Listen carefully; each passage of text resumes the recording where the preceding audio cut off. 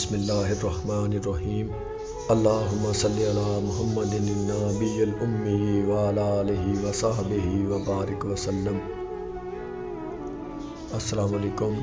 आस्ताना सदा से मैं हूँ सैयद अबू अयान बुखारी और आप देख रहे हैं हमारा रूहानी यूट्यूब चैनल आर फॉर रूहानियत। अल्लाह ताला ने सूरत निसा में फरमाया, अल्लाह तुम्हें हुक्म देता है कि अमानतें इनके मालिकों को अदा करो।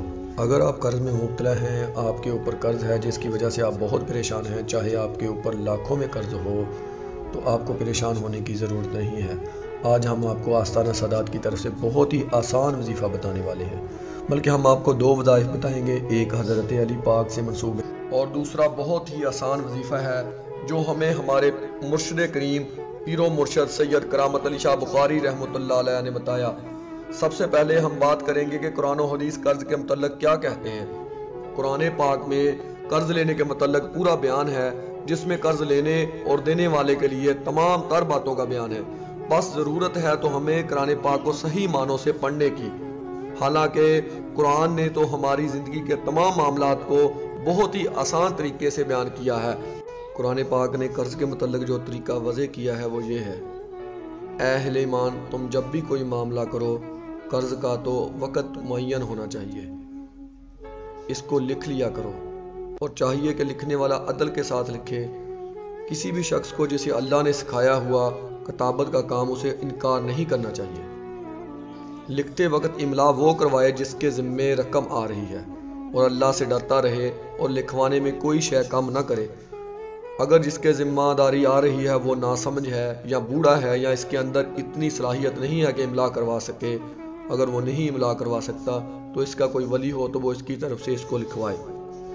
और गवाह बना लिया करो दो अपने मर्दों में से, और अगर मर्द दस्याब ना हो तो एक मर्द और दो औरतें, और वो भी दोनों मकबूल हों यानी एतबार वाले हों, और ना इनकार करें जब इन्हें गवाही के लिए बुलाया जाए। और इससे थको मत और लिखो इसे, चाहे छोटा मामला हो चाहे बड़ा, यानी कि मैं इतना कर्ज ले रहा हूँ और इतने वक़्त के लिए ले रहा हूँ।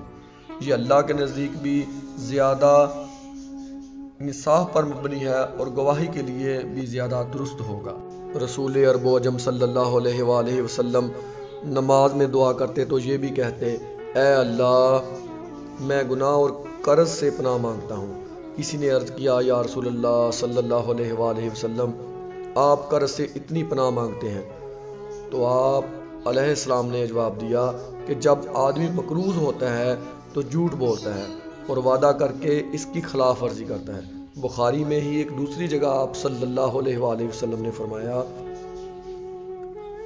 मालदार की तरफ से कर्ज की अदायगी में टाल मटोल करना जुल्म है।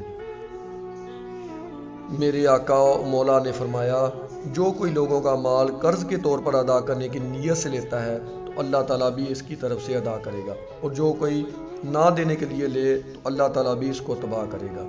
याद रहे, मजबूरी के वक्त कर्ज लेना सुन्नत है, मगर इसको भी जहन में रख ले, कर्ज मजबूरी में लेना चाहिए, कर्ज को शौक ना बना लिया जाए। इमाम अली इब्न अबी तालिब अलैहिस्सलाम की खिदमत में एक शख्स हाजिर हुआ और कहा, या अली, मैं बहुत मकरूज हूँ, यहाँ तक कि घर में खाने के लिए कुछ नहीं, बाहर निकलता हूँ तो दुनिया हंसती है, मजाक उड़ाती है, बेइज्जती करती है, कर्ज तले मेरा अपना घर तक बिक चुका। अब कोई ऐसा अमल, ऐसी दुआ बताएं जिससे मेरा कर्ज ख़त्म हो और मेरे पास अल्लाह के करम से अपना घर हो। ये कहना था कि इमाम अली अलैहिस्सलाम ने फरमाया, ऐ शख्स, अल्लाह इंसान से इतना ही इम्तहान लेता है जितना वो दे सके।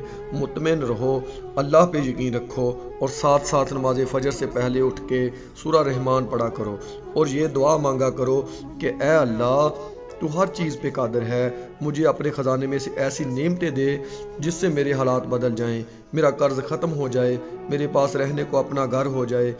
अल्लाह के करम से तुम्हारे हालात बदलने लगेंगे और तुम्हारा सारा कर्ज उतर जाएगा। जिस शख्स के लिए नमाज फजर से पहले उठना मुश्किल हो, उसके लिए हमारे बुजुर्गों ने आसान वजीफ़ा बताया है जो इसमें इलाहिया से है। जो शख्स सोते वक्त बावजू बिस्तर पर लेटने के बाद या करीमों पढ़े और पढ़ते पढ़ते सो जाए तो शब भर फरिश्ते उसके कर्ज उतरने की दुआ करते हैं। امید کرتا ہوں کہ آپ کو یہ ویڈیو پسند آئی ہوگی، اور پسند آنے پر آپ ہماری اس ویڈیو کو دل سے لائک کر دیں اور کمنٹ باکس میں بتایا کریں کہ یہ عمل کون کون کرے گا، تاکہ میں اس کے لیے بھی آستانہ صدا سے خصوصی دعا کروں تاکہ وہ اس عمل میں کامیاب ہو سکے۔